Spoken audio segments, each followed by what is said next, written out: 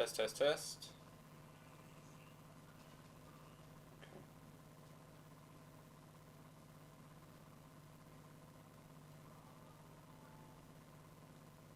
Forgot to do this. I was supposed to do this earlier. What am I doing today? I'm doing hypothesis testing, bro. Hypothesis testing. This is yesterday. I was supposed to do this. I completely forgot. And a bit more binomial distribution, and just to start mechanics, so it'll be like constant acceleration. So I'm gonna make this video real quick. One sec, bro.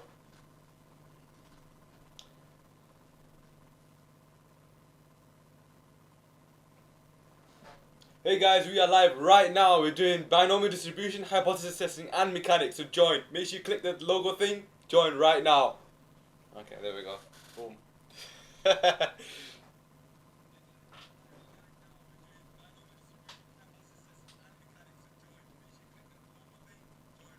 Alright, cool. That works.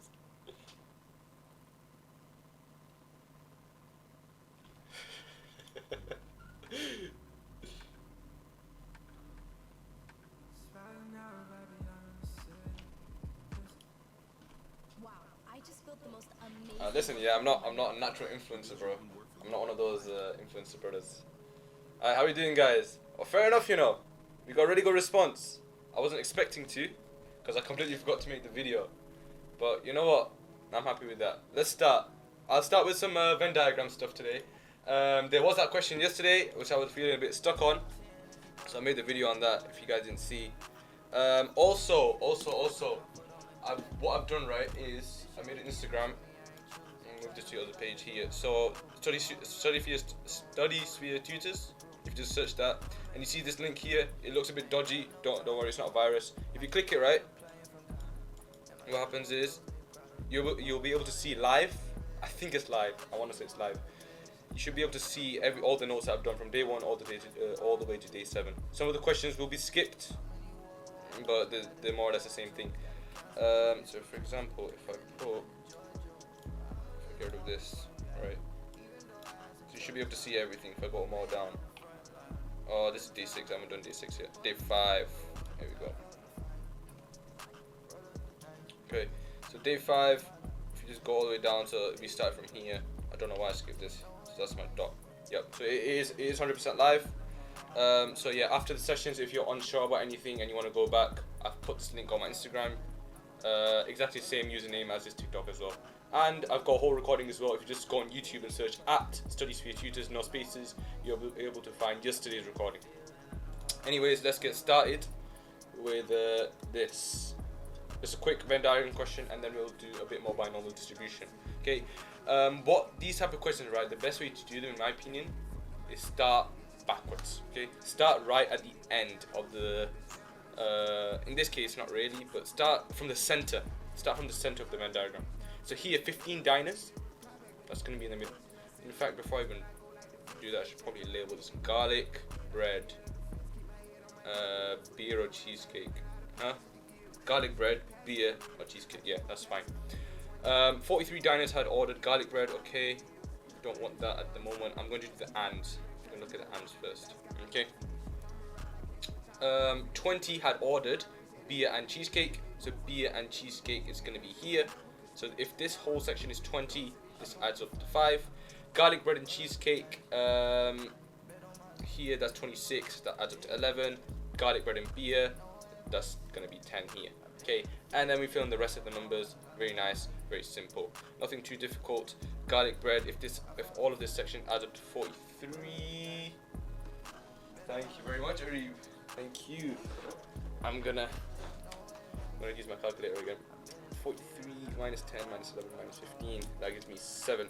Okay, and then we do the same thing with the other numbers. Hello guys, everyone joining, make sure you have your calculators out. We're going to be doing binomial distribution and hypothesis testing today. As a warm-up, we're just doing this Venn diagram question.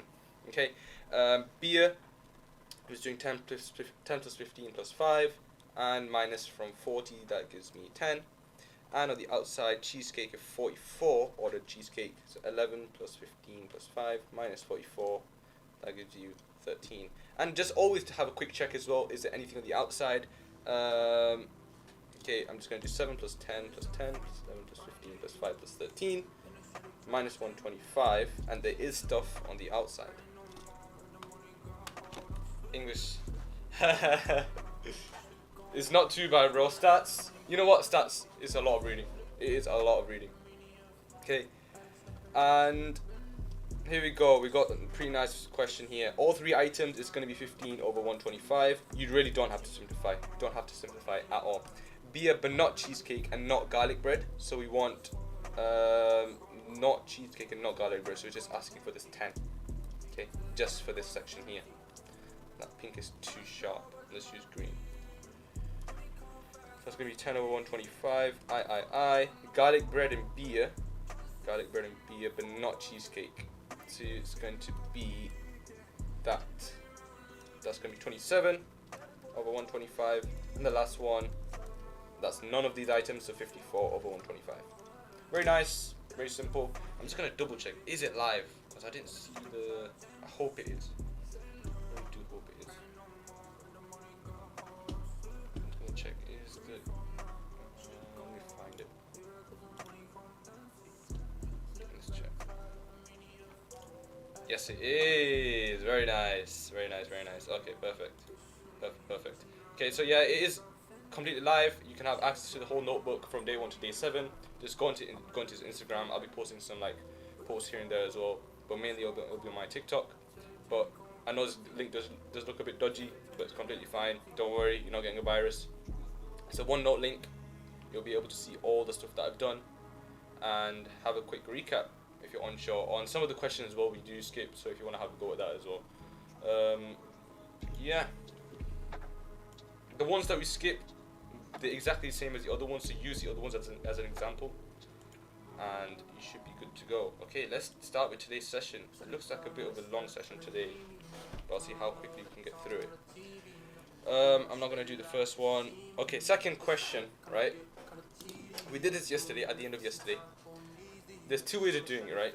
If you have a CG50 calculator, you're blessed. Okay, this is very, very simple. But something for like a 991EX, this type of calculator, let me bring it up. This one, I can't lie, it's a long day for you, man, because it's just bare long. Okay, so for example, I'm not gonna do A and B, but for example C, what you have to do for C, if you have forgotten, okay, you have to work out the probability of less than 15. Of less than 15, and then minus the probability of less than equal to 10. Yes. Okay, that's what you're gonna have to do. And you can get accuracy, sometimes you can forget, and this and that.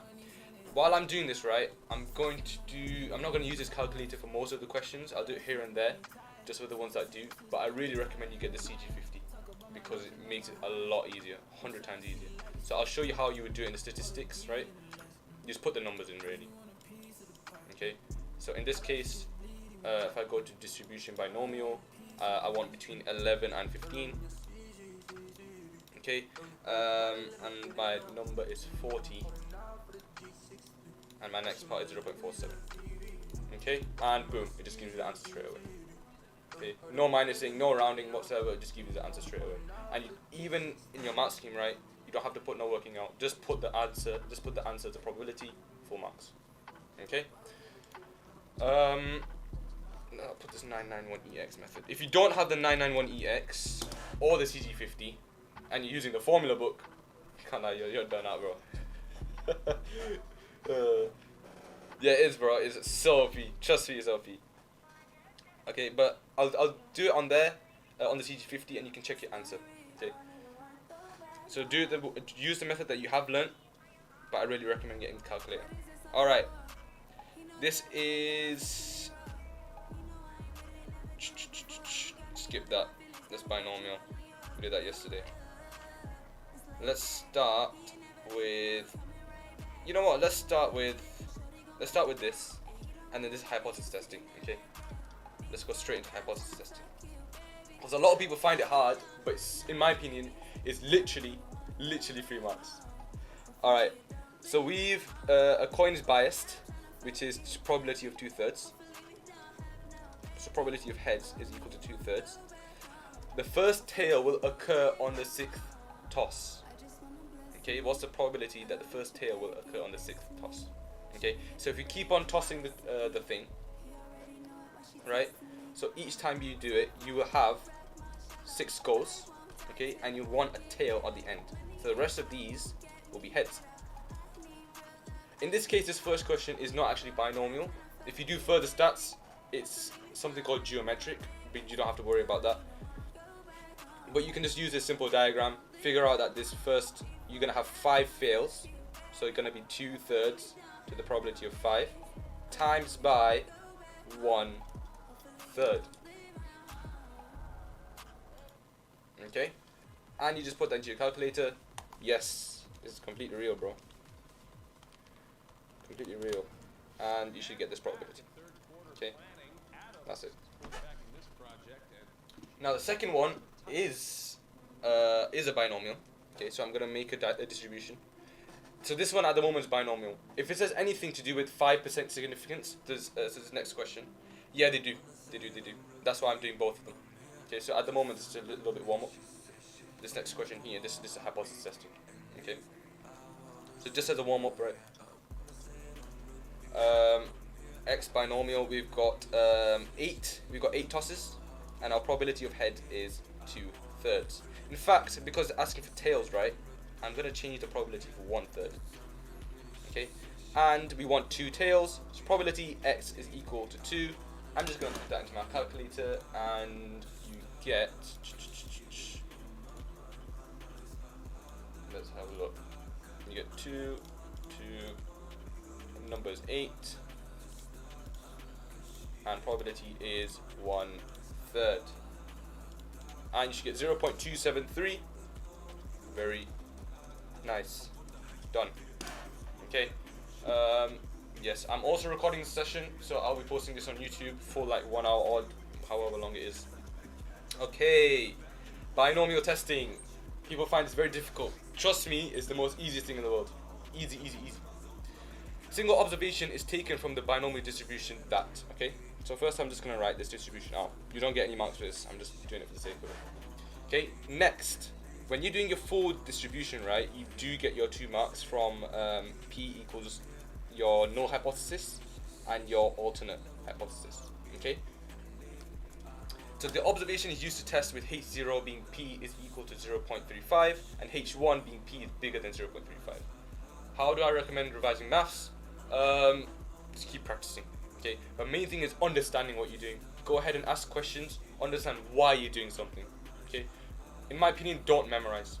Don't memorize things, but do it as a, yeah, of course, but do it as a skill, okay? Learn it as a skill. It's like, for example, like football, okay?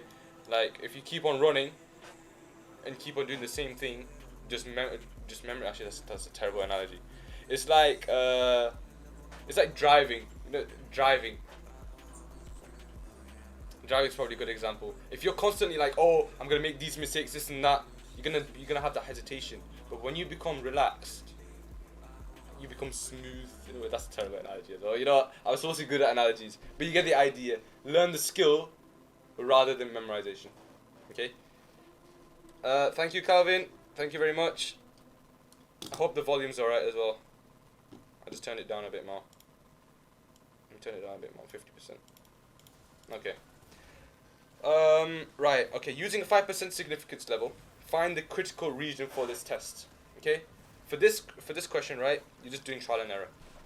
Okay. So what you're gonna do, you're gonna go into your calculator. I'm gonna pull out the CG50 again, and I'm just gonna put the values 6 and 0.35. So you're always going to be using the probability value from your H0. Okay, so this is your new distribution, 6, 0.35. Okay, and you're trying to find a value as close as possible to something. Now, if we look at this sign, right, this sign is bigger than. Okay, so what we're going to do is we want two probabilities that are, one is going to be bigger than 0.05 and one is going to be less than 0.05. How can the expo be bigger than 0.94? Where'd you get 0.94 from? I'm assuming you mean 0.95 milks. Let me skip this. signs. And dot two. Okay, so you want to do bigger than equal to, okay? If this was p is less than 0.35, you would just do less than equal to, okay? You just bring down, you just copy across whatever that inequality sign is and just put equal to under it, okay? And you're going to be equal to, yes, this is year 12 going into year 13. Okay, so I'm going to pick a random value, okay? Let's pick, so we want bigger than equal to, right? 0, no, it's going to be, let's do bigger than equal to 3, okay? Bigger than equal to 3 is 0.353. That's too big in my opinion, okay? Yes, this is Edexcel, but I believe it's going to be very, very similar to other content, other exam boards. I don't think AQA and WJAC is too much different. I think WJAC is a lot different, but AQA shouldn't be that much different for hypothesis testing. The only thing really different for AQA is their set notation. Everything else really is the same. I'm not sure about the stats though. Okay, bigger than equal to 4 is going to be 0.1174. Okay, and then bigger than equal to 5 is that. Okay, so this is getting close, right? This is the value we want. Bigger than equal to 5. 2, 2, 3. And this value here is our critical region. Okay, because this is less than 0.05. So here, this one, we don't actually get the mark. This, the top one, we don't get the mark for. Let me move the calculator out of the way. We don't get the mark for the x is bigger than equal to 3. What you do get the mark for is a comparison. So you're telling the examiner, okay, you have something that's bigger than x is bigger than equal to 4, and something that's bigger than x is bigger than equal to 5. Okay? Whereas if you just put this, right, you're like, okay, cool. It's smaller than 0.05, but is there another value that could be possibly also smaller than 0.05? And that's why you put x is bigger than equal to 4 as well, as a comparison to show, no, that is bigger than 0.05. Okay, I hope that makes sense. Okay, so what you're getting 2 marks for is 1 mark for this, another mark for that. And your critical region would be just x is bigger than equal to 5. That's it. Okay? In this question, it's just a trial and error method. Okay? Same thing for if you're doing like, if you're using your 991EX, what you would do, right? You would kind of do it the other way, but keep it like this. This is the most simplest way. Okay? Don't be messing around with the signs. If it says bigger than, equal to, if it says bigger than, just keep it bigger than. Okay? If it says less than, keep it less than. Okay? Don't swap around the signs. And that's why in my opinion, again, CG50 is the goal. Okay? And state the actual significance. So your actual significance is just this probability. Okay? So part B, you just put 0.0223. That's it. Okay? Let's try this question, and then I'll let you guys try this second one by yourselves. Okay? So test at the 5%.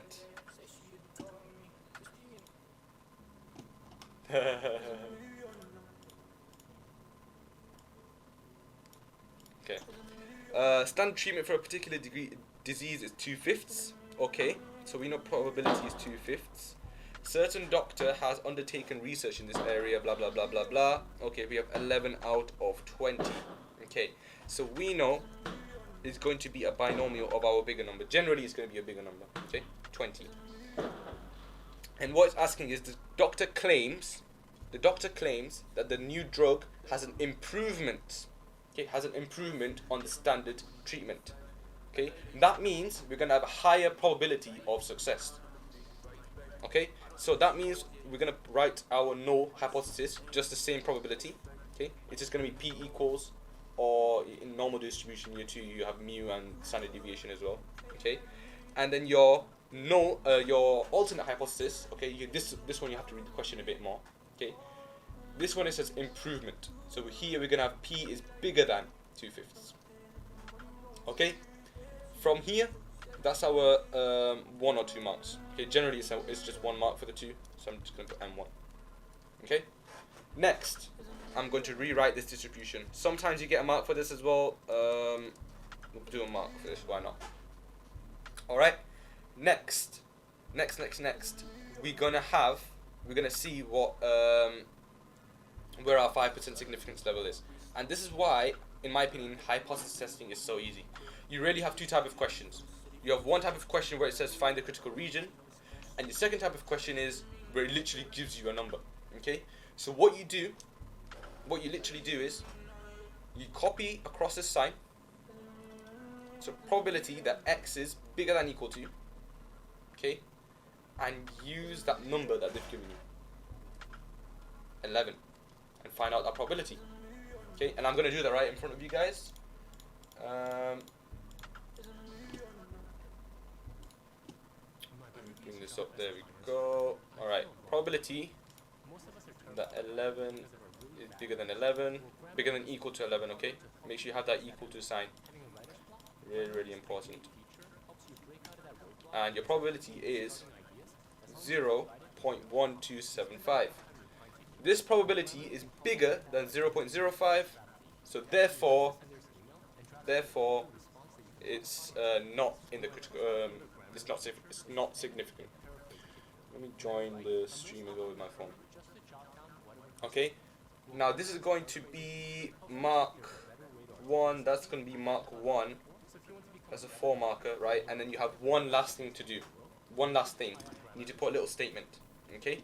If that probability is bigger than your significance level, then you just say insufficient evidence. Okay? Insufficient evidence that there is an improvement on the standard treatment.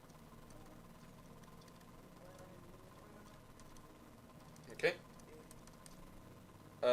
Before you should say as well reject, or so in this case it would be accept H naught. Okay.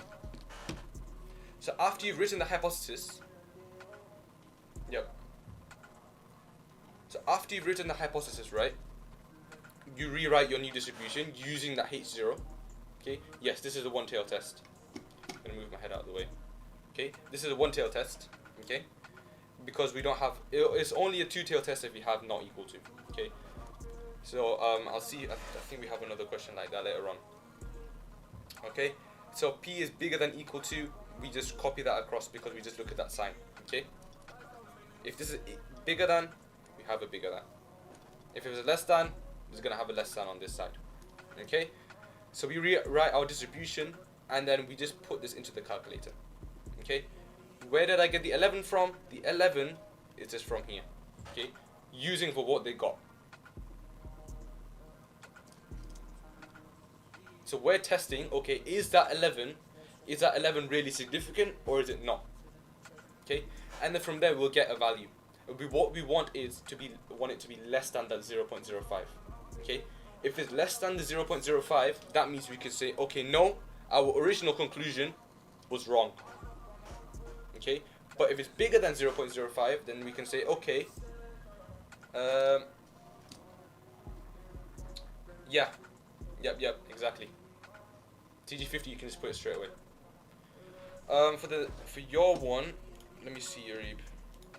Let me try to find out how you would do it for you. For yours, right, you would have to do a 1 minus P is less than equal to 10.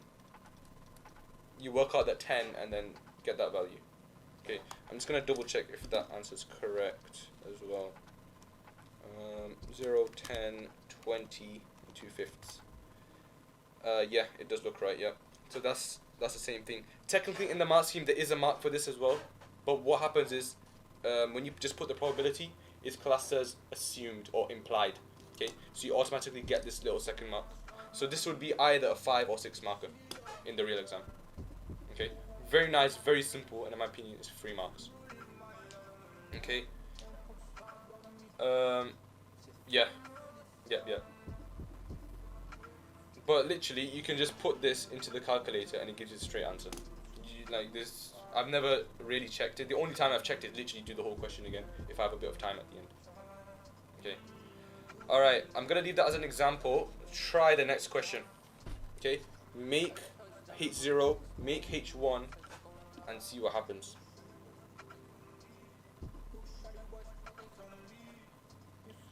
Join the stream.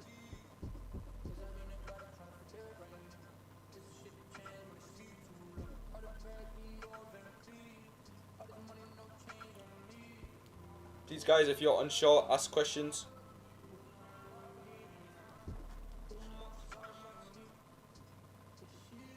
It's still a bit loud, isn't it?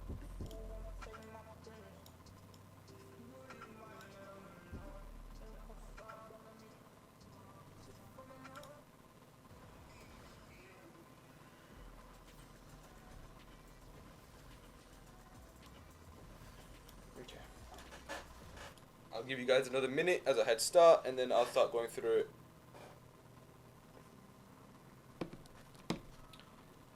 The test statistic. What do you mean? There is one question that you do, so where you have what is it called? Product moment correlation, PMCC. For that one you do. But what do you mean by test statistics specifically? Like from the I think you're using the formula book, right? For you don't really. I mean, you can. It might help you out with marks because sometimes they just give you marks. Yeah. Okay. And try look at the formula book as well. So I'm assuming you're using that. But trust me, people have an advantage over you, bro. And just with that calculator. And half of them don't even know why they're doing it. That's the thing. They just put into a calculator and just assume for the best. So in a way, you know more than them, but you're doing more work. Yeah, that's actually really long. Damn, bro. No, I give you props for that. Alright, let's start with this. I'll give you the steps of how I do it really efficiently. Okay, first thing I do is write H0 and H1. Okay, that's the first thing I do. I see what is my values. In this case, it's already given it, so I won't get the marks for that. Okay, and I've got a less than sign. I'm going to keep that in mind. It's less than. Next, I'm just going to rewrite my distribution 20 and 0.45. Okay, my probability is always going to be from the H0. Okay, next, I'm going to use this observation, okay, and I'm going to try work out that probability. Probability that X is something 3, okay, that inequality sign comes from here. Okay, so that's going to be less than equal to 3. Okay, put that into my calculator, I get in fact, I'll just put it as decimals, 0.00493. Okay, this is less than my one significant level, 0.01. Okay, therefore significant. So I can reject H0, and then I can write my little statement afterwards. Okay, sufficient evidence that blah blah blah. Okay, always try link it to context, because that's where you get the marks from. Okay, I hope that just makes sense. You can try these two as well. Okay, this next question is literally exactly the same, so give that a try. Let's see what else I can go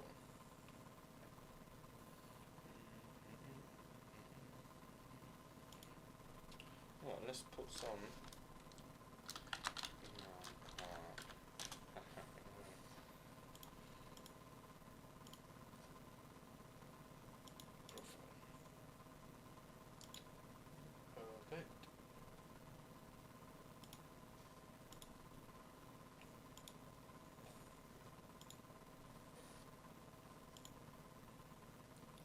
Yeah, that's from my calculator. Literally, I just put it in my calculator. That's how it is. But I think if you check your, I'm gonna check your statistical stuff as well. 20 less than equal to 3 for 0.45. Yeah. Yeah, it's exactly the same. 0.049. Yep. Because technically it is a bit more accurate as well on the calculator. And when you're working out with these values, I guess when you're doing 3 or 4 significant figures, it's actually alright. But it's a bit more accurate.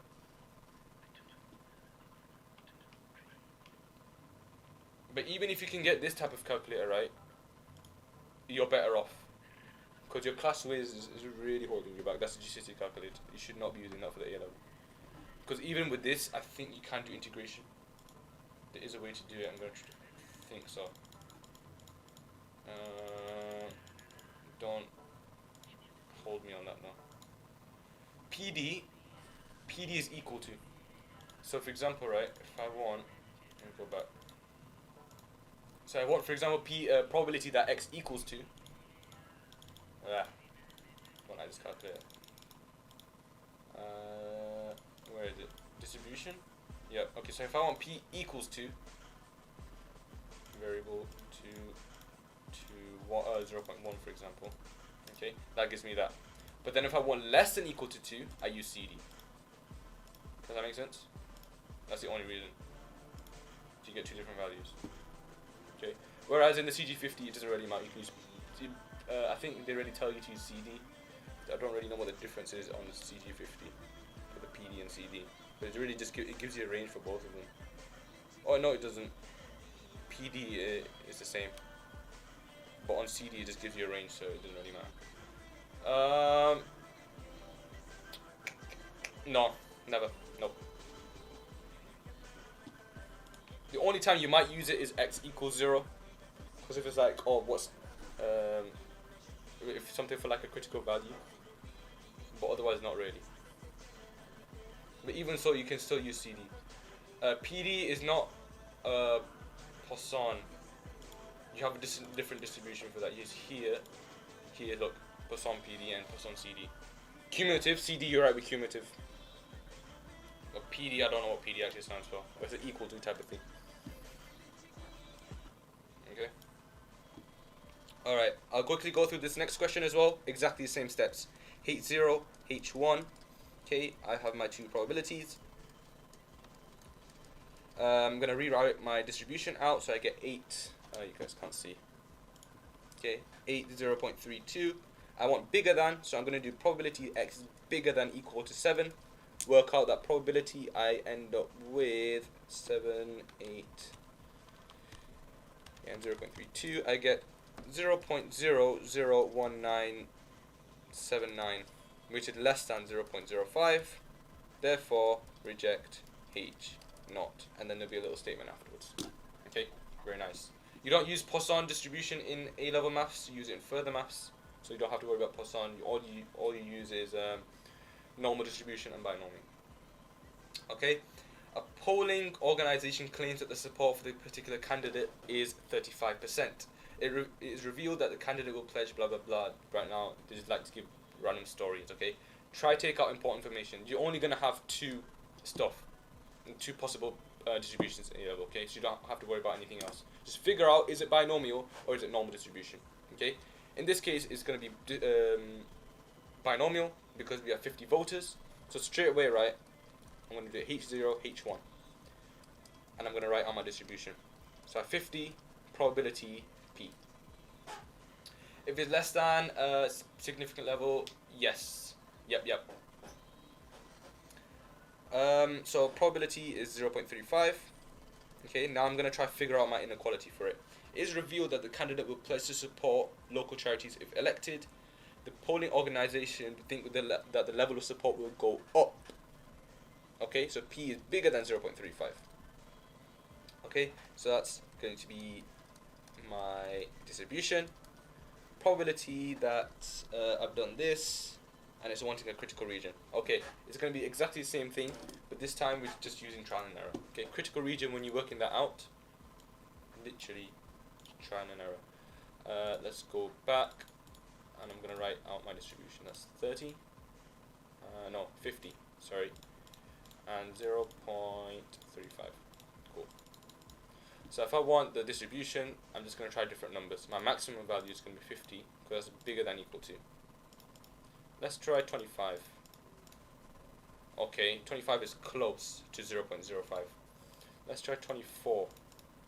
Okay, so it's 24 and 25. So probability that x is bigger than equal to 24 is, what was it again? 0.05.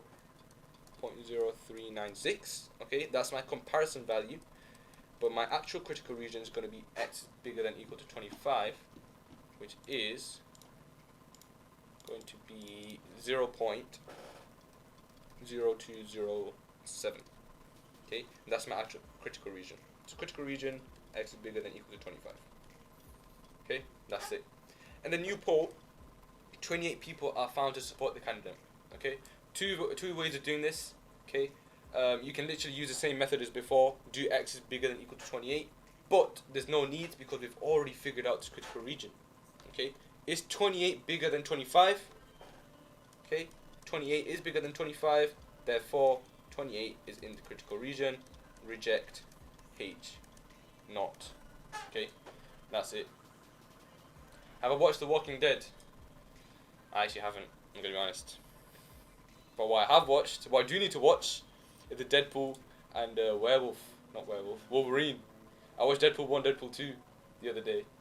Literally as a catch up. But I need to watch the new one that's come out. That's the one movie I need to watch.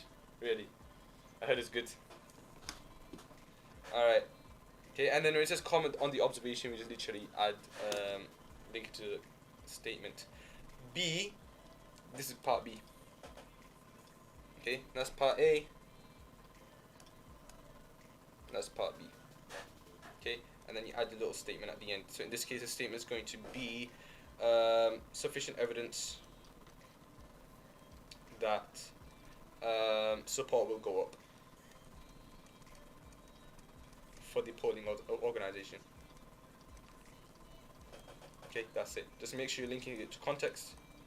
Easy marks. X is bigger than 24. Okay, yeah, that's the same thing because you have so 20 bigger than 24 is the same as bigger than equal to 25. Okay, so just check your probabilities. That's the same thing. Okay, you get me?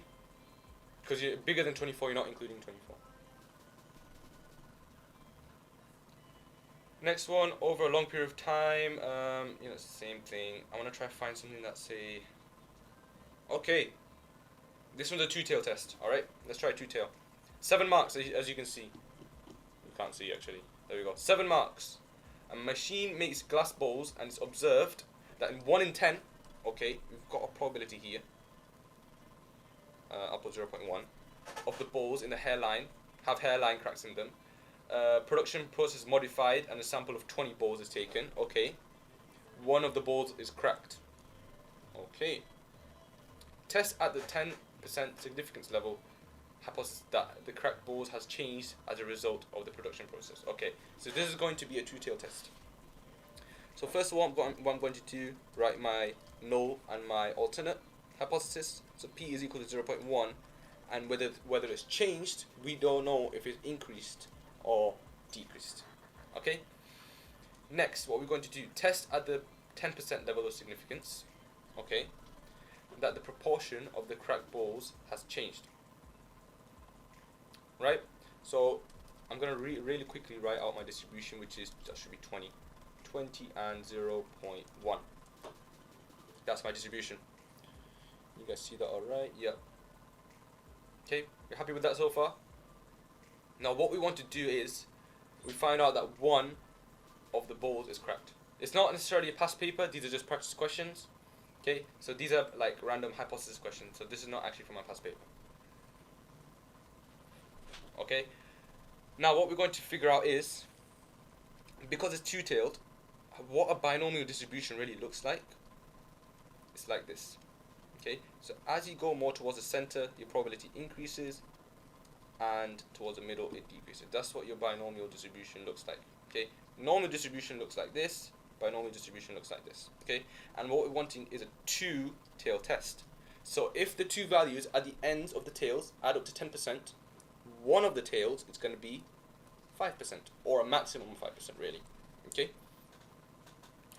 so what happens, I'm gonna just keep this here. Okay, I've drawn it as squares because they are discrete values. You can't have like x equals 1.1, x equals 1.2. They have to be 1, 2, 3, 4. That's why I've drawn it as squares for the binomial distribution. Okay, that's normal, that's binomial. Okay, so we're going to work out the one boiler cracked. Let's see what the probability is. Two ways of doing this: work out the critical regions, or actually in this case, I'll probably say the critical region method is probably the best way. Okay, critical region. Let's work out the critical regions. Okay, let's pull out the calculator again, and we're going to figure out where our value is less than 0.05. Let's put calculator. Okay, so our distribution is 20 and 0.1. Okay, first of all, I'm going to do less than. So let's try less than 10. What does that give us? Okay, less than 10 is too big, as you can see. Less than 5, less than 3, less than 2, still too big. Less than 1. Okay, less than 1, the probability that x is less than equal to 1 is 0.392. Then the less than 1, what's the number after that? X equals 0. Okay, that's going to be 0.122. But both of these values are bigger than 0.05. Okay, so then it's not valid. Okay, these two values, they're irrelevant. Okay, what we can also work out as well, in this case, in this type of question, we don't actually need to, but I'll do it for the sake of it. We can work out the bigger than equal to. Okay, so in this case we have that bigger than equal to 5. That does work. Let's try bigger than equal to 4. Okay, so bigger than equal to 4 is equal to 0.133, and bigger than equal to 5 is equal to 0.0 something. Can't remember what it was. 0.043, and this is less than equal to 0.05. But since we worked out our critical regions, let's look back at the question. It says one of the balls is cracked. 1 is not within our critical region. Our critical region actually is just x is bigger than equal to 5. Okay, 1 is not within there, therefore reject. Do not reject H naught. Okay, it's not within the critical region.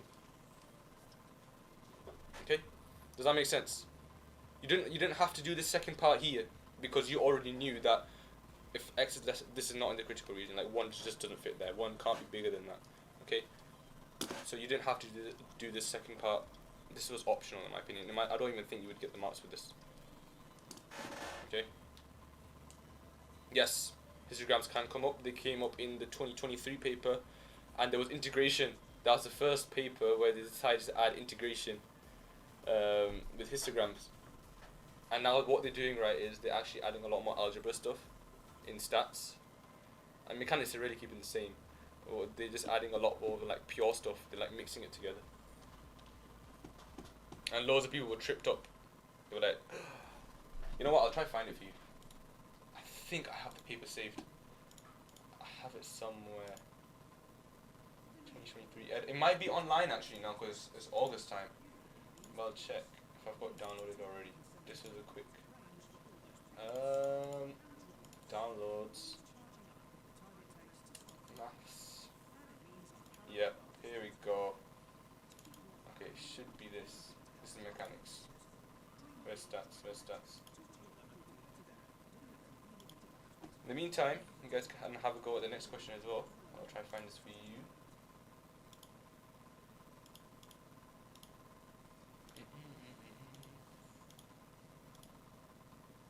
Got it.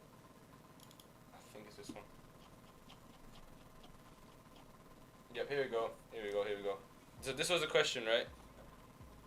This is a stats paper, and they pulled out some integration.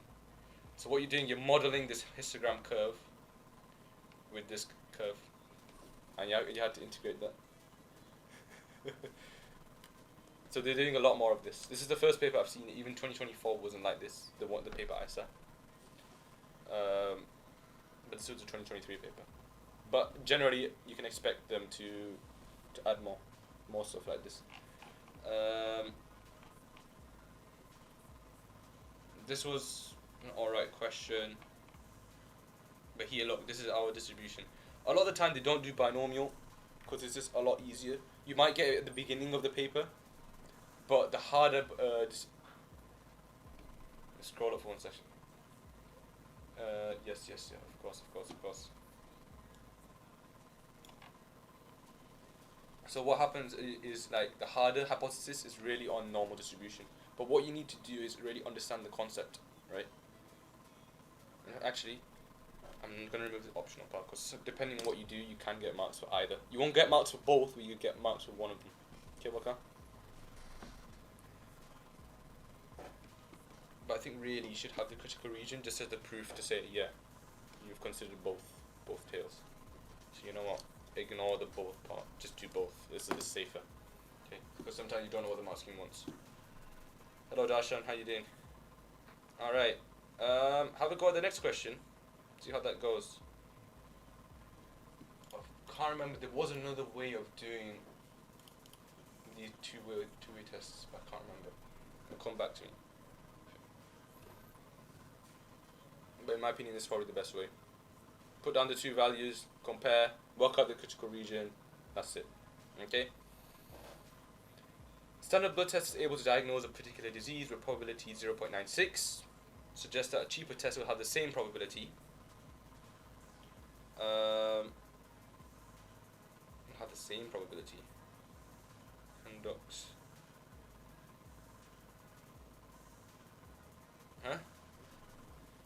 Manufacturer suggests that a cheaper test will have the same probability of success. Okay, so why have you said cheaper though? Okay. I mean, I would probably say X is binomial. I'm not sure in this case what would the H0 and H1 would be. Find out. Let's find out.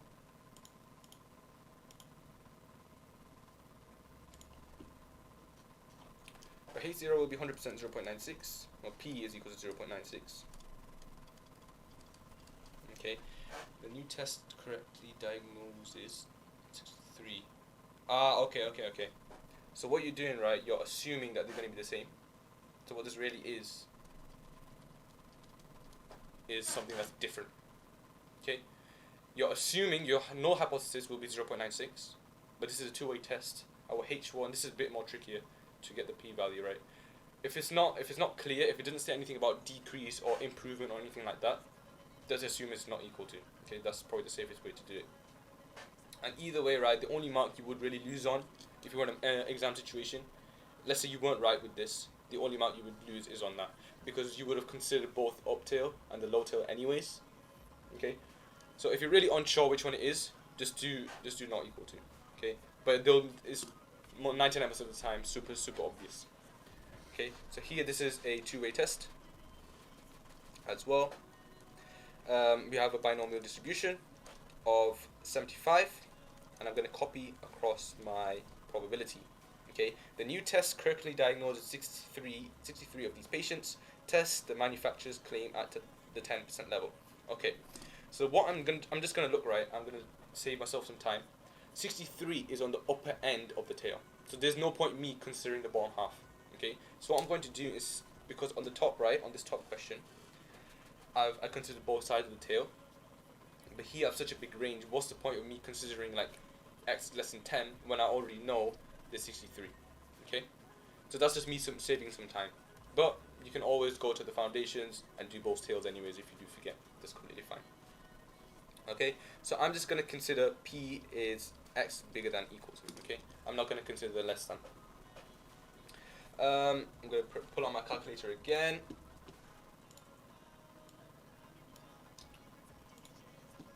Let's copy across. So we want 75, we want 75 on this as well, and 0.96. Okay, let's try different values.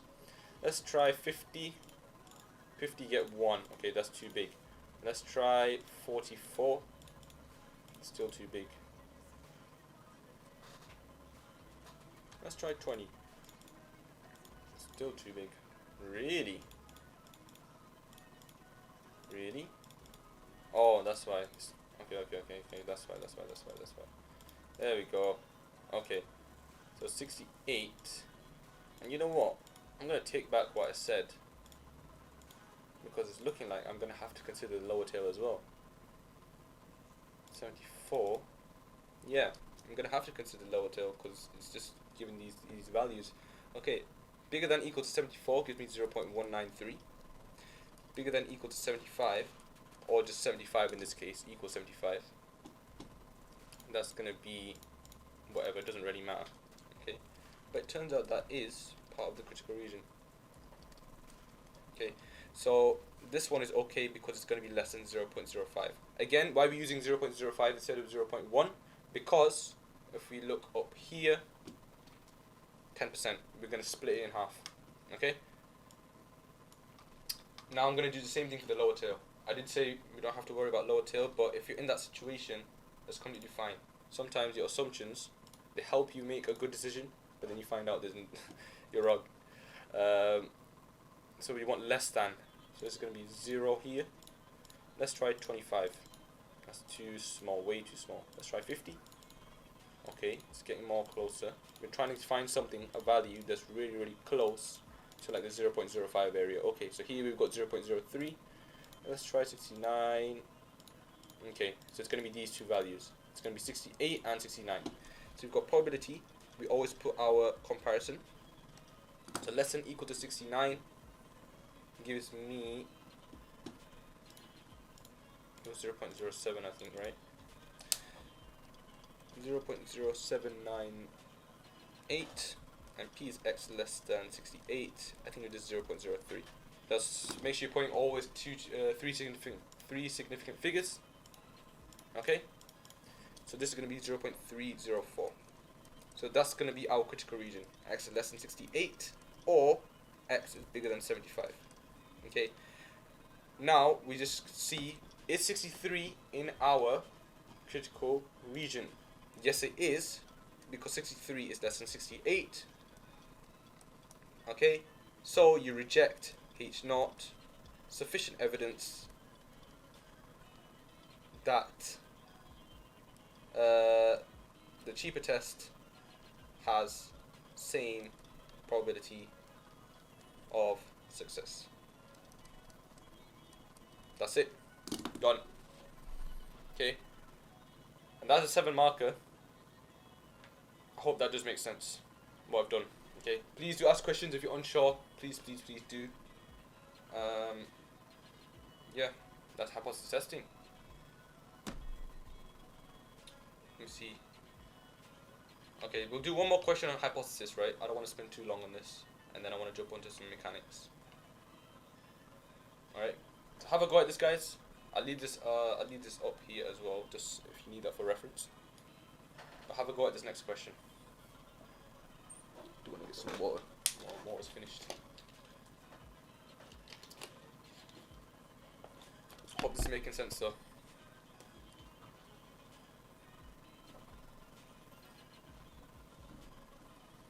Are you finding it easy, yeah? You know, I was gonna say that name out loud, but then I realized.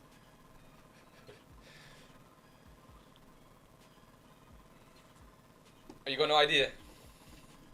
Then ask me, bro. Then ask me. Say stop, stop, stop. That's what you need to say.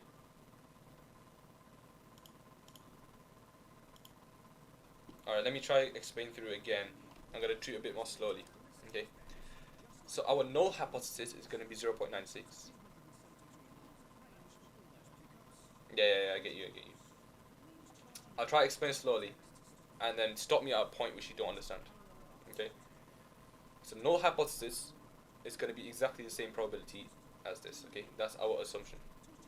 You understand? Okay, that's fine. H1 is not equal to, because we're assuming that it's the same. Okay, but we're not 100% sure. Because it's the same probability, it's told us it's the same probability. It says suggests. I think keyword here is suggests. Okay, we're assuming it's the same probability, but that's what we're trying to prove. Okay, so that's why this symbol here is going to be not equal to. Once we've done that, we know that this is going to be a two-tail test. We're considering both sides of the tail. Okay, sometimes in this case it looks more like this, the probability, but general binomial distribution, it looks more like that. Okay, this is general. Okay, and we want to consider both sides of the tail. Okay, I'm going to write out my distribution. My 75 comes from the bigger number. Okay, that's my sample size, 75 patients. And I'm always just going to use the same probability from my H0 for this. Okay, cool. Now what I'm trying to find out is my critical region for where they're both under 0.05. Okay, and that's where I've done these comparison values. So I've just done trial and error, literally trial and error, to find out where it's less than 0.05. Okay, so at bigger than equal to 74, I get 0.193, but then my next one up is this. Okay, cool, that's less than 0.05. What I want is both sides of the tail to add up to 0.1, but these can't be 0.05. Okay, sometimes it can tell you something a little bit different, as close as possible to 0.05, then just do slightly something a bit different, but it's more or less the same concept. Okay, and then we do the same thing on the other side where it's less than. Okay, if we want the bottom of the tail, we're not going to use bigger than, we're going to use less than. Okay, so here we're going to use x less than 69 as a comparison value. I've just done trial and error to figure out what that 69 value is, and then I've gone one down to figure out then, okay, less than 68 is going to be 0.304. Okay, that's what I'm figuring out. And now I've found out that these values here are both less than 0.05, so these are going to be my critical region. Okay, I put that, I can just write it down like so. Okay, that's my critical region. And now I look at my actual question again. It's given me a test statistic. No, it's not. It's given me a value. There's probably a word for this. I've forgotten what it is. 63. We compared this 63 with our critical region. Is 63 within this? Yes, 63 is less than 68. Therefore, we reject H0. It's a significant value. Does that make sense? Should have just stopped me where you got stuck, but I hope that just makes sense. Ish. Okay. I'll go through this one as well. Okay. Have a go at this. I'll give you another minute. Actually, you know what? I'll start doing, right, because I'm assuming you're okay with the H0 and H1. I'll start with that, and then I'll give you some time to do your probabilities yourself. Okay, I want you to work out probability and critical region. So you have probability is 0.85. I've just worked that out straight away. I'm not even writing my distribution. Now I'm going to figure out, is it less than or bigger than? Random sample of 20, okay. The hospital believes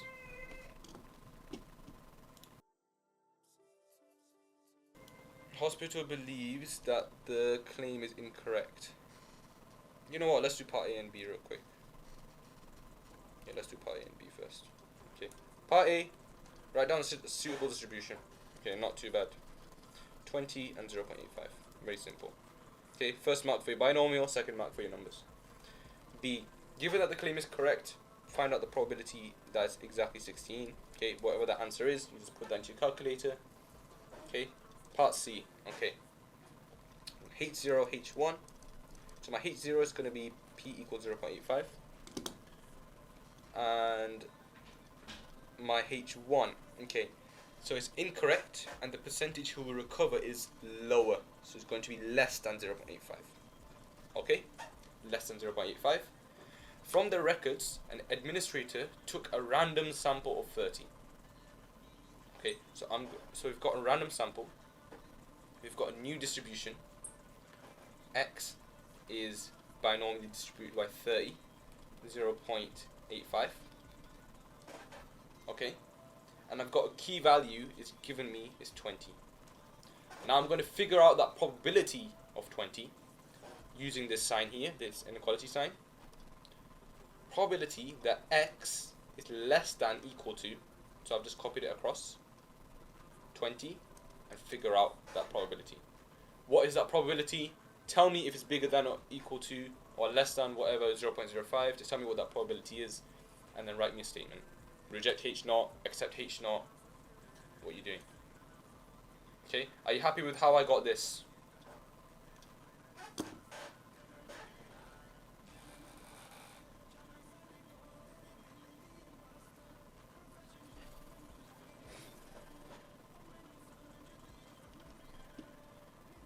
What does the second line say? Second line says x is equal to 16.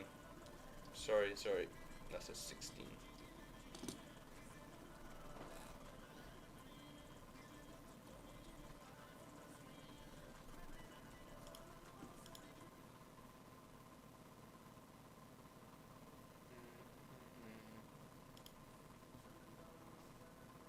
Yeah. Yeah, that makes sense. I haven't pulled these numbers out of thin air. They've all come from the question. Every single bit of it's come from the question. And then we just use a calculator. Okay, I hope that makes sense. Okay, I'll put this in the calculator as well. 0, 20, 20, and it's supposed to be 30. Alright, you happy with B? Alright, cool. Part C, you happy with the H0 and H1, I'm assuming? Okay, if it's a less than symbol in your H1, literally just copy it across. Ah, you're a bit late though. We just finished yeah, exactly, yep, it's binomial. Binomial PD. You're going to be using PD for this. Because it equals PD. We just finished, literally just finishing off hypothesis testing. And we've got a little bit of mechanics after this. Constant acceleration and a bit of SUVAT. And tomorrow we're doing pulleys. No, actually not what we're doing tomorrow. There's pulleys in there, I know for sure. I think there's a bit more constant acceleration, some SUVAT. And something else as well. Oh, I need to get a haircut. But CVA going out. Going to the barbers is one of the most longest things to do. It's the most effort requiring thing. But I'll go maybe tomorrow. Tomorrow after tomorrow. I've gotten so lazy though. Honestly. Something. What's something? You got something.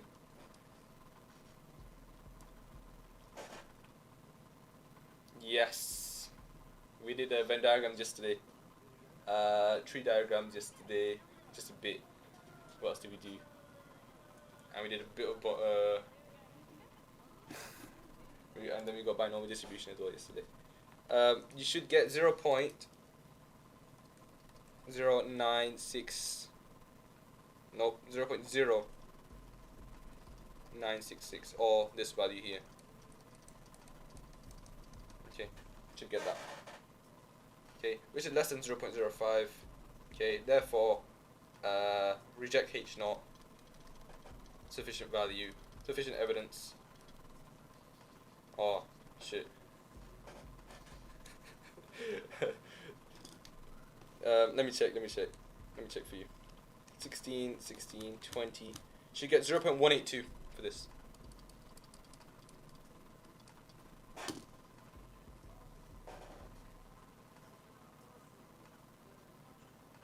Okay. Alright, I'll give it another minute and then we'll do some mechanics, bro. How the rest of you guys finding it? Finding it alright?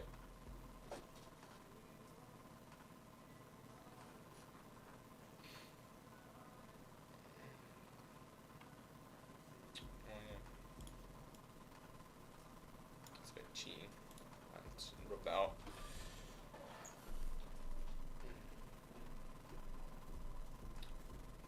The cabin, I did post it on the YouTube channel. If you just search at StudySphere Tutors, no spaces, you should find the channel.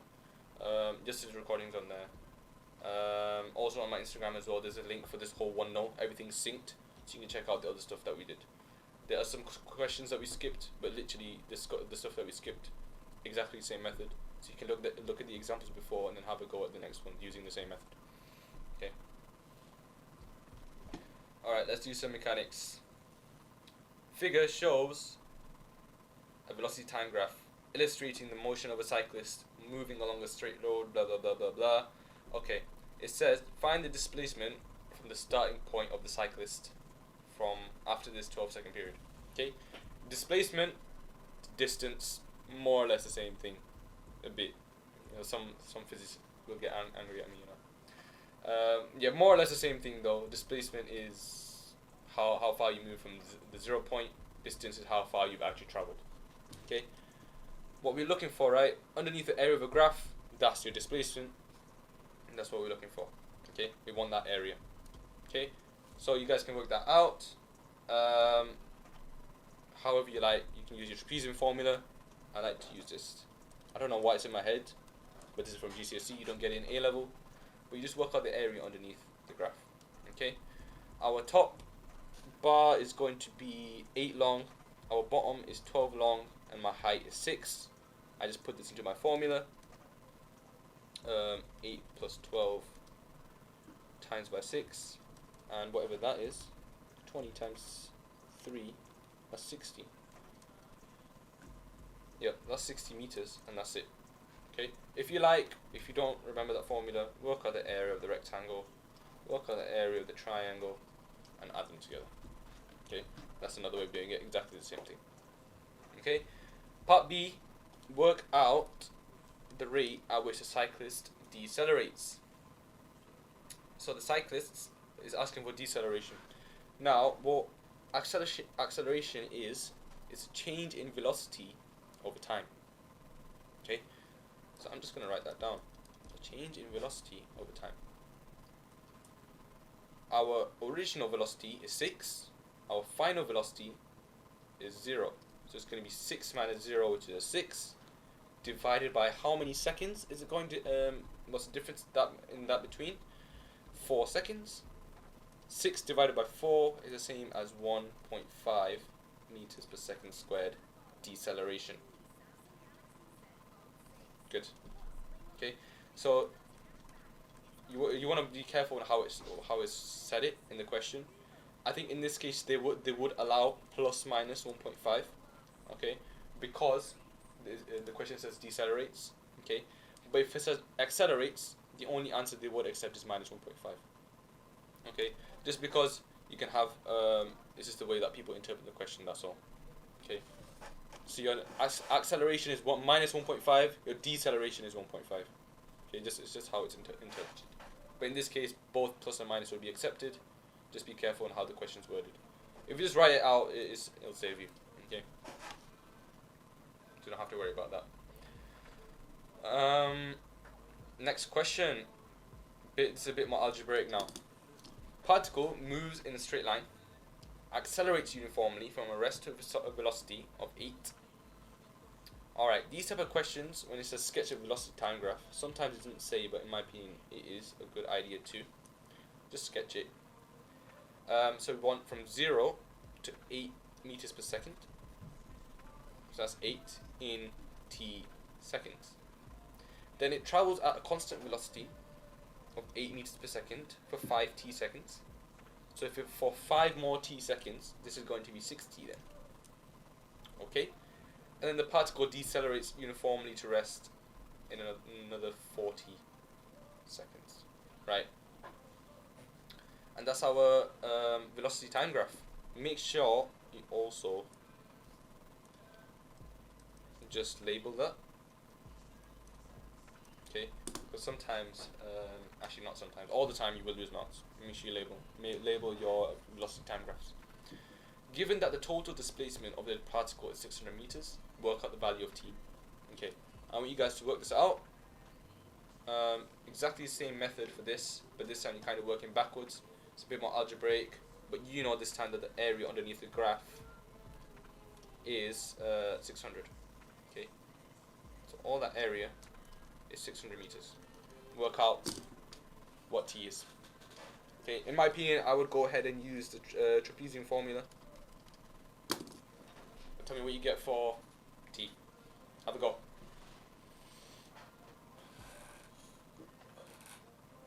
You know what, I'm going to get some water. Get some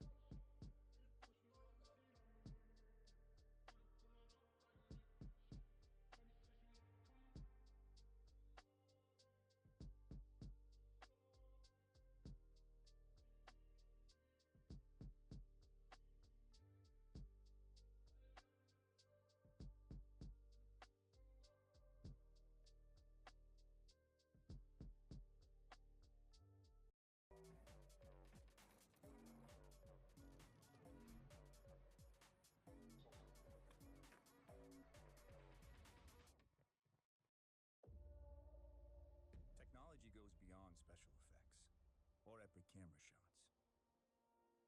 It offers surprising new perspectives. It takes you places that seemed out of reach. When technology becomes an extension of yourself, that's progress you can feel.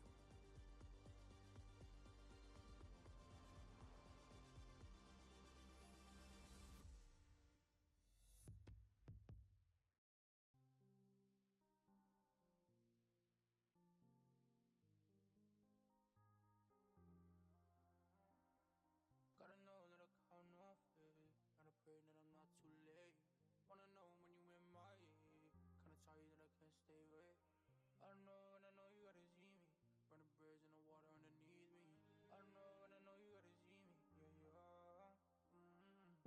Say you wanna talk my love. Say you wanna talk my love. I become a way too strong. I become a way too strong. Now you want stop with a show on, yeah. So I can't hold things so down, yeah. I become a way too strong. My love, my love, my love. Stats. Further stats. Man wants me to do further stats. Yeah. No. Not doing further stats. Further stats is actually not too bad. In my opinion, it's actually alright. What happens, right, is when you're in an exam situation, they give you the most clap questions. Further stats is just clap, I can't lie. I don't like stats in general. I wasn't good at normal stats until I did further stats. And I'm better at decision than further stats.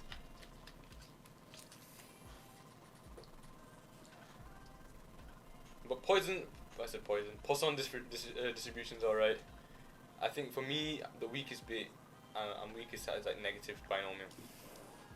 Anyways, let's look at this. Whole value is 60 plus 40. Height is 8. And this top part is going to be 5t. So I'm just going to substitute this in. 5t plus 60 plus 40 times by 8 gives me 600. Okay. 1 half times by 11t plus 40 times by 8 is equal to 600. I've got results day in 11 days. I just finished my A-levels this year. So let's see. But I'm predicted A star for further maths. So let's see. My exams went well. I got T is equal to 10. Okay, that's what you should get. Very nice question. Very simple. I'm gonna skip this. Let's skip that. Let's do a bit more Suvat. There we go. Particle moves in a straight line from point A to point B with constant deceleration, 1.2 meters per second squared. Particle takes 6 seconds to move from A to B. And speed at B is 2 meters per second. Alright. Let's have a look.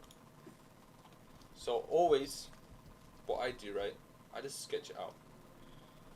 A to B, it's constant deceleration, and this is 6 seconds, minus 1.2 meters per second squared. And the speed is 2 meters per second here. And the direction of motion has not changed. Find the speed at A. Okay. Also, what I will do, I'll just write Suvat like so. You guys can't see it because my face is in the way. Here we go. So S, I don't know yet. U is asking me the speed of particles, so I don't know. That's what I'm trying to work out. My final is going to be 2. My deceleration is minus 1.2 meters per second. And my time is 6. Now we can look at our formula book. If you don't remember these formulas, the Suvat equations are all in the formula book. Nice.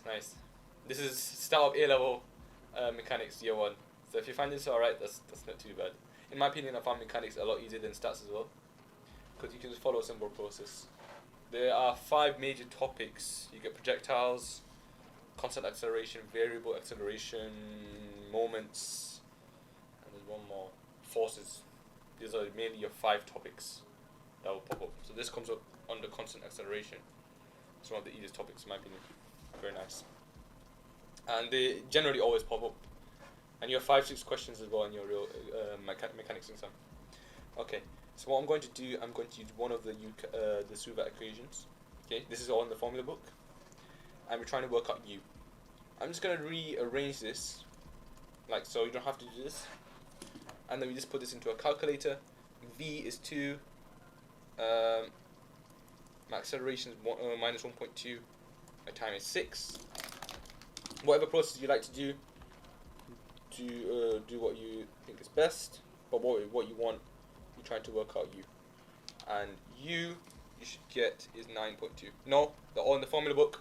All the Suvat equations in the formula book. Okay.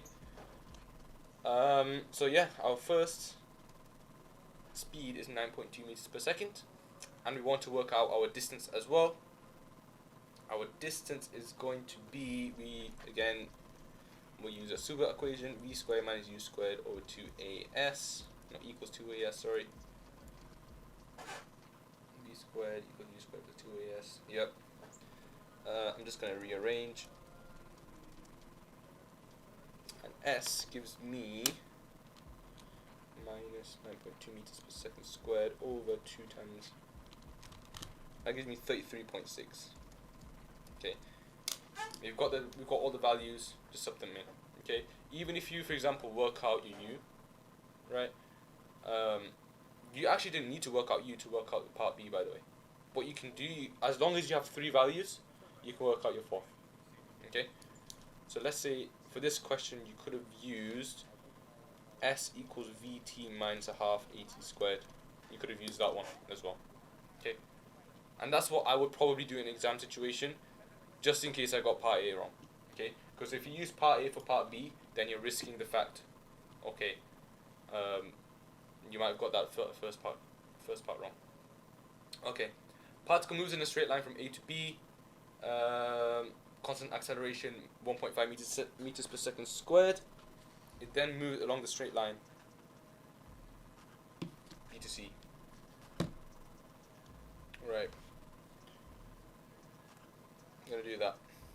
Okay, that's my straight line again. So A to B to C. That's my straight line. The velocity from A is 1 meter per second. Velocity at C is 43 meters per second.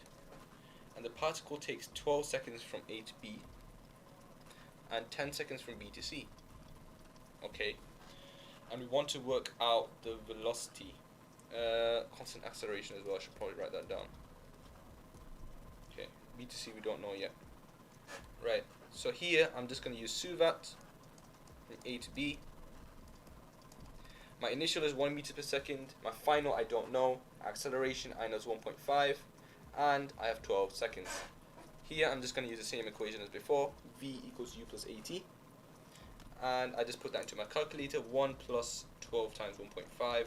That gives me 19 meters per second. These to check if I'm doing these wrong. I think that is right though. I'm just going to double check in my head. Yeah, I'm happy with that. Okay. Next, acceleration from the particle as it moves from B to C. Okay, so in this case, we do need our speed from B to C, at B, sorry. So my initial will be 19, my final will be 43, my time is 10, and I'm working out my acceleration. Again, we can use this equation. All the equations, they have 4 letters in them. They won't require all 5, which is nice. So I'm going to rearrange this to work out our acceleration. That's going to be v minus u divided by t gives you acceleration. V is 43, initial is 19, divided by 10, that gives me 2.4. Okay, so this is going to be 2.4 meters per second squared. Alright. Next, my distance from A to C. And this is a 3 marker. So what we work out is our distance from A to B, distance from B to C, and just add them together. Okay, so I'm going to work out S here real quick as well. I'm just thinking what's the easiest equation to use. Let's use this one. S equals a half U plus V times by time. And I'm going to do from A to B first. Half U plus V, which is 20. My time is 12. That will be 6 times 20, which is 120 meters. There's 120 meters there. And my B to C, just want to make sure you guys can see this, right? Exactly the same thing. A half U plus V, which is going to be 62. Let me check on my calculator. Yep, 62 when I add U and V together.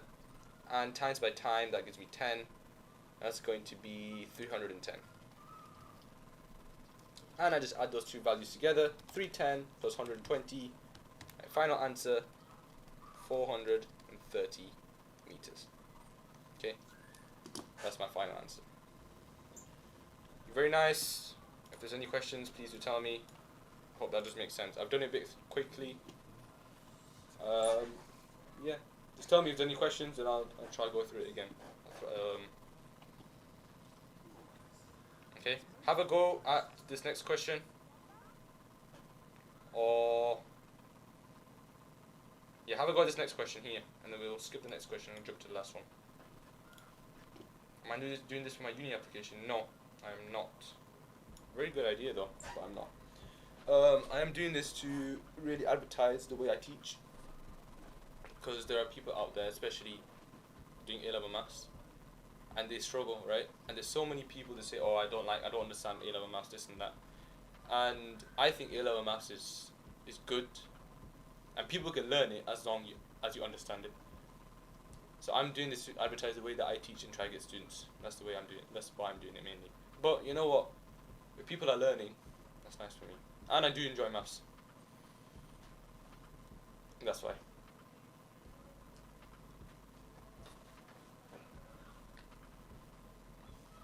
But I've tutored for 2 years, and I did while I was doing it, I actually did enjoy tutoring. I'm not gonna lie. Like it was nice. Like I do enjoy teaching. So I wanna take it further, just as a tutoring thing. Help those people out who want to do A-level maths, want to do well in A-level maths. And yeah, have a go at this question, guys.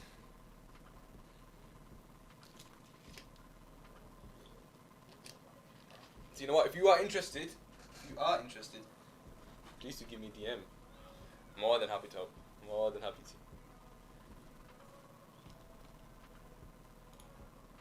Tomorrow is more mechanics. I actually want to see. I'm gonna look on my other screen. What is on the spec tomorrow? Why is it doing that? Being as a teacher as a career, just as a tutor. So maybe not as a career, because I can't lie. Yeah, to be a teacher, you have to like supply teaching. I hate doing that, man. Because I was, you know what? I was one of the students who were making fun of supply as well. Yeah, I wouldn't take it as a full time. I wouldn't. But as a side hustle, or even as a side thing, I don't mind tutoring. And I do want to take on some students. That's why. Tomorrow, yes, pulleys. More constant acceleration, a lot more algebraic stuff. More pulleys. Yeah, it's just pulleys and constant acceleration, and we'll literally just bring it up to a point where there's a lot more algebra in it. And I think there's a bit more, yeah, when you get to the point where they're not giving you diagrams and you have to draw diagrams and just come up with it by yourself. You know, it's a pretty long lesson. For starting year 12, of course, so first couple of months, right, literally 2-3 months, they're gonna go through year 3 GCSE stuff. Yes, this is AS Mechanics. I have not gone through vectors yet. That is technically, it was on the thing. I just didn't go through it because really it was such a small bit. I would probably do it in year 13 stuff. Year 12, if you're starting year 12, I would say literally focus on your foundations. Okay. Know what you're doing.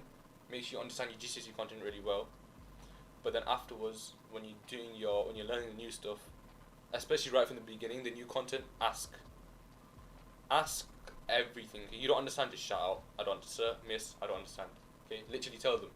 Okay, do I do the further maths? I had another person called Jensen asking me. No, I don't. That's because there's so many modules. And further maths is just very, very long. I did sit further maths though. But core pure year 2. Year 1's not too bad, but year 2 can get really tough. Okay. You complete all of AS mechanics. Very nice, bro. But you should look at year 13 stuff. Core pure. Oh, come on, bro. You know how long that stuff is. If I'll look into it. You know, I'll look into it. I might make some videos here and there. You know what? Maybe not live streams. But might make some videos here and there because I've got some people asking me. Okay. So I'll try my best.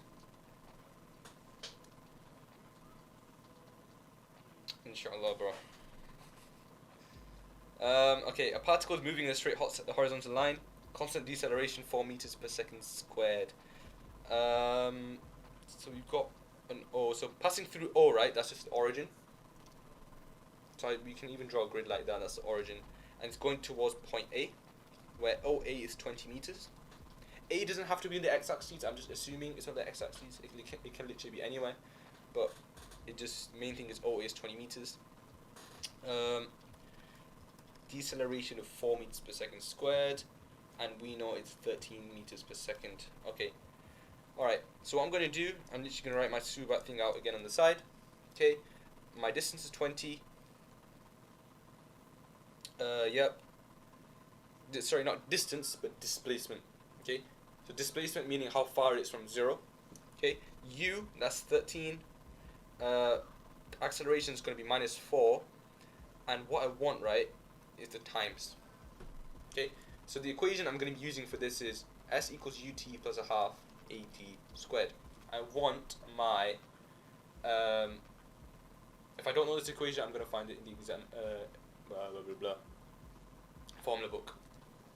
S going to be 20, and I'm just going to substitute all the numbers in, so I should get something like that. Now, if you're wondering why do we have 2 values for T, okay, we have 2 values for T because, in fact, let me just work out the 2 values for T first. I get equation solver. We've got poly 2. We got 2t squared minus 13t, and we got 20. Okay, Reeb, you said it's a positive one, right? I got 2 positives.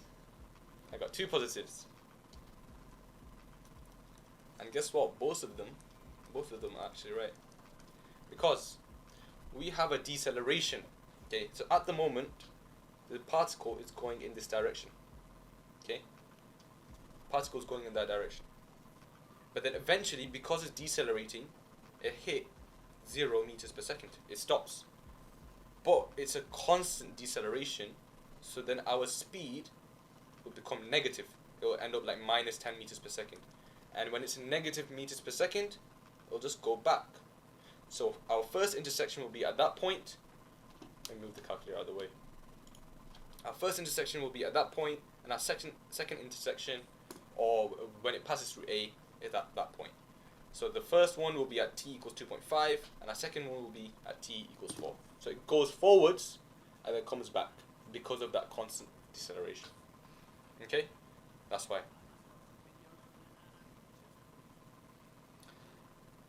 If you're retaking, good luck, bro. If you do need a tutor, I'm always here.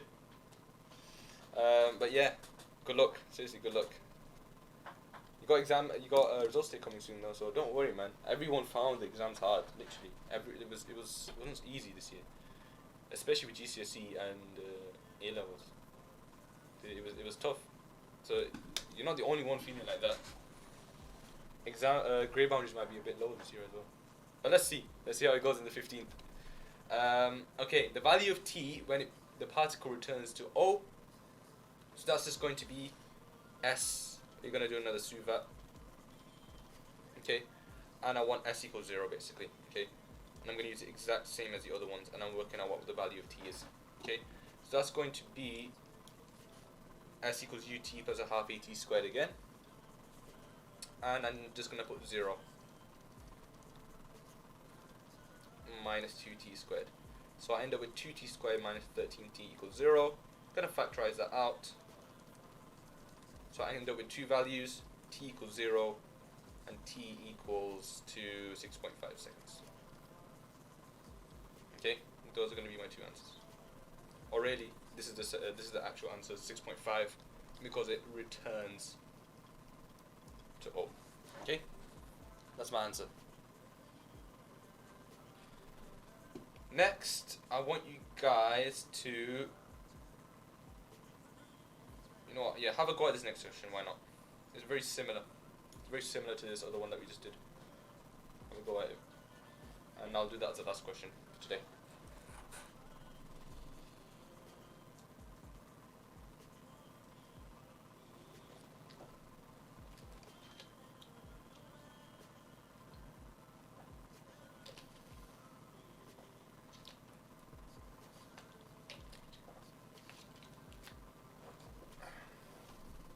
Hi guys, everyone who's joining, how you doing? We're just going through this question. Have a go at it. If you're unsure, there's an example on the top. Okay, we just went through that question at the top. So I'm giving you guys some time.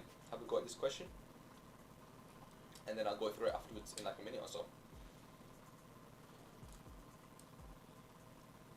Particle P is on the x-axis. We've got constant deceleration.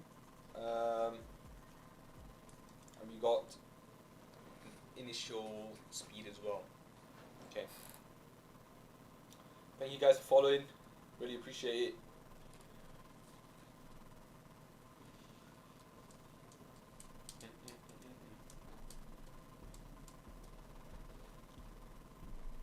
Alright, let's go through it. I'll go through it slowly. If you do want to mute me,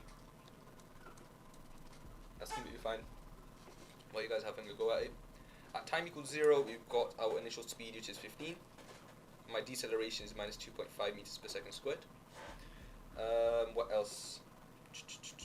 Find the time particle passes through O, moving in the positive direction. Find the time when P passes through O and the instant when it returns to O. Okay, so I'm wanting, right?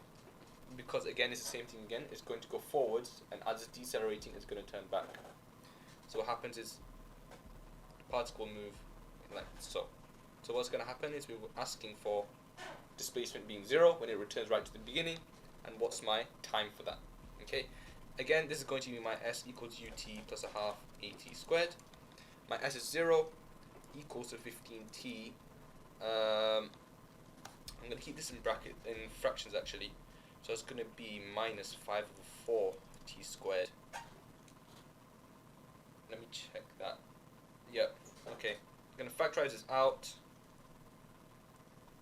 That's going to be 15t. 0 is equal to t. 15 minus 5 over 4t. So I end up with two values. T equals 0, that's right at the beginning. And then t is equal to 15 equals to 5 over 4t. 15 divided by 5 over 4. T equals 12. That's what you should get. Okay, with these two values. I'm going to rewrite this just in case my handwriting is a bit unclear. 15 minus 5 over 40. Okay, so you should get these two values, and your final answer for part A should be t equals 12. And the total distance traveled by P during this time. Okay, this is slightly different, and it requires a bit more thinking. Okay, so because if we use just our s here, right, our total displacement is 0, and we don't want that. That can't be the right answer. So instead, let's work out how much is traveled until the point is starting to turn. Okay, from 0 to the point, it's like, okay, I want to go back now, but we're not going to count to the back, so we're only going to count up to here. Okay, and then we can just double it. Okay, that's what we're going to do. So I'm going to draw a new line here, and we're going to do the same thing. But how do we do that though? Actually, let me make this smaller. But how do we do that? Does anyone know? How do we just work out to the point until it decides to go back? Yeah, but what's the final velocity going to be?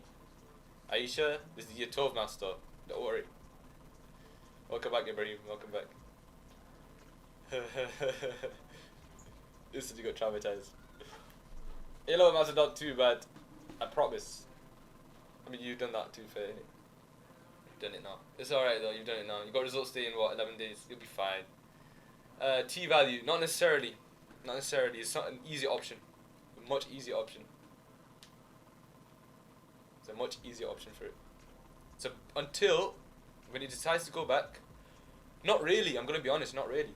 For mechanics, right? Everything's in the formula book. I'm just trying to think. What do you need to remember for mechanics? The only thing you really need to know is this: that tan theta is equal to sine theta over cos theta. I'm gonna be honest. That's the only thing. Yes, you use SUVAT. Good. All right. So what we work out, right? When it decides to go back, when it decides to turn around, at this point, our velocity, our final velocity is going to be 0. Okay, we don't have to work out time. When it decides to turn around, that's our velocity being 0. That's our maximum area. Okay, so when it goes forward, eventually it'll stop, and then it'll turn around. Okay, so at this point, v is going to be 0. So I'm going to do another SUVAT here. My S, I don't know what that is. That's what I'm trying to work out. My initial is 15. My final is 0. So remember that our maximum points, my velocity, or turning points, my velocity is 0. Okay, just keep that in mind. And then when we do like variable acceleration, where you're differentiating, it kind of links as well, because dv, I won't do that yet. But just keep that in mind though. Okay, your final or your maximum velocity when it's turning around is 0. My acceleration is going to be minus 0.25, minus 2.5, and my t doesn't really matter. Next, I want to work out my s, so I'm going to use v squared equals u squared plus 2as. Rearrange, and I get s is, v squared is going to be 0, u squared is going to be 15, like so.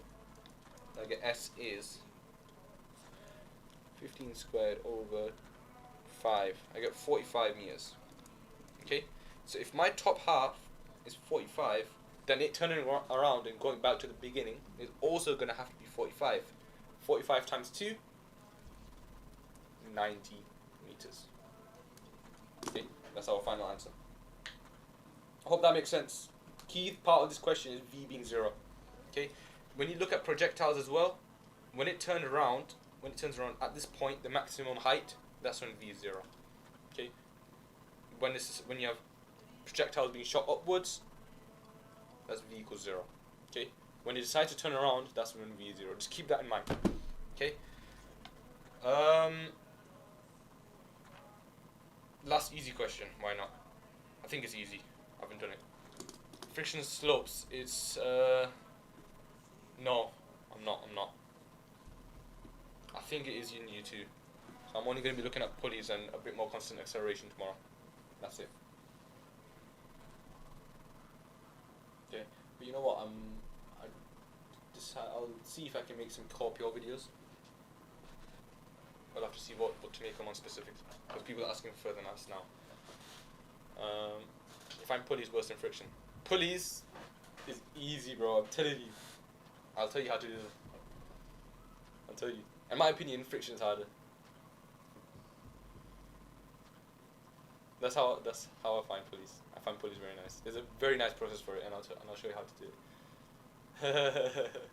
All right. If you want to do this last question. Actually, tomorrow, I don't know if I'll do it tomorrow. I might not be able to do it. I might have to shift it to Tuesday. I'll make a video. If I might be busy tomorrow though. I'll see. Hopefully tomorrow 5 p.m. If not, it'll be on Tuesday. Because I might be going out. Yeah, of course. Alright, let's have a look at this question. I'm going to have a quick read, but I want you guys to have a go at this. Particle moves 38 meters. This is very easy. Yes, Ibrahim, well done. Acceleration equals change in velocity over time. That, yeah, whoever asked, that's probably the only equation you might need to learn. Okay. Yeah, technically it's change in time as well, yeah. Yeah, whoever asked, that's probably the only equation you really need to know, but you can kind of work that out. So in mechanics, yeah, it's mainly just understanding the concepts rather than memorizing. you don't have to memorize a lot of stuff in maths, in my opinion. The only thing you have to memorize is the equations for sums. That's 2 equations you have to learn. You have your technically proofs, but I want to put that into memorization. It's better if you understand the concepts rather than memorizing it. So you have 2 proofs technically. You have 2 equations. Other than that, probability formulas. You have, you have the independent one, I guess. You have the 2 other ones as well, where you have the union and the intersect. But honestly, I haven't used that in ages. I learned that at the start of year 12 actually, and I haven't used it since. I haven't seen it in any sort of like past paper. I'm gonna be honest. Or to be fair, if you have A given B, that's technically the formula you're gonna have to learn. Let's quickly go through this last question. Suvat, I have acceleration 3, particle moves 38 meters in 4 seconds. What's my initial time? V equals U plus 8t. Let's not use that.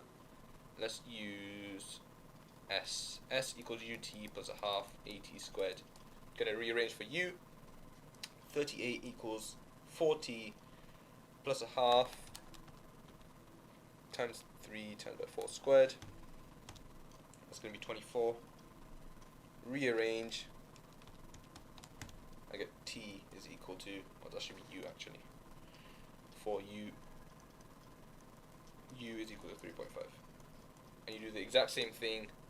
You can use this equation if you want, or you can use the other equations to work out the V. Very nice, very simple, nice finish. And that's it. That's it for today, guys. What grade did I get in Maths GCSEs? I got 9. Got 9 in my GCSE. I did Edexcel. Edexcel was out of 240. We also got marks for it as well. I got, I think I dropped 16 marks.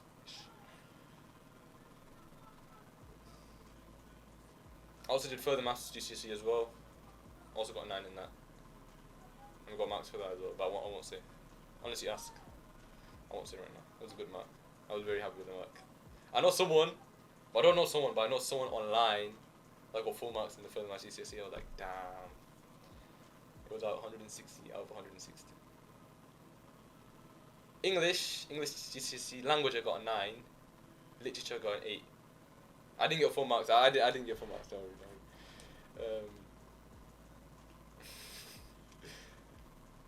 In literature, technically I got a 7.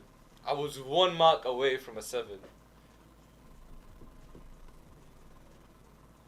But I know someone who dropped 5 marks in literature, so I was like, fair enough. Literally all my school, right? My school was like really ghetto. I don't know how loads of people got 2 9s, double 9s. Well, got my so I've got results today in 11 days, bro. My mock GCSEs, believe it or not, I don't want to say this though. I cheated in my mocks in year 10. So it doesn't count. But I got decent grades. I'm pretty sure 3 A stars and 1 A for my A-levels. And guys, don't cheat. Cheating's not good.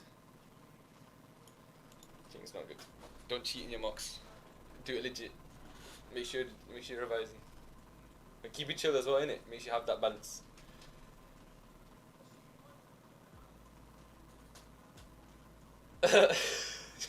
You know what? I'm the same. I'm the same for that. I'm exactly the same. Alright, anyway guys, that's it for today's lesson. I did post, so if you want to go back, or you joined late, I have the Instagram here, right? I'm going to show you. Just search this Instagram, you got the link. It's a bit dodgy, but don't worry. Click it, and you'll get all the notes that we've done. So this is tomorrow's. If you want to have a go, you can, but this is stuff we're going to be doing tomorrow. Okay, and then we've got all of today's lessons and the previous lessons as well. Okay, I'm also recording this, so it'll be on the YouTube channel. I'll also just show it as, actually I won't show it right now, but if you just search at StudySphere Tutors, it'll come up. Okay, that's it. That's it for today. I'll see you guys tomorrow. Hopefully, I might be busy tomorrow, but I'll make a video if I can't make it. Okay, but hopefully tomorrow at 5 p.m. Normally it starts at 5. Tomorrow's the last day we're going to be doing mechanics. If it's not tomorrow, it'll get shifted to Tuesday. Okay, But I'll let you guys know. Alright, thank you guys for coming. Appreciate it. See you guys later.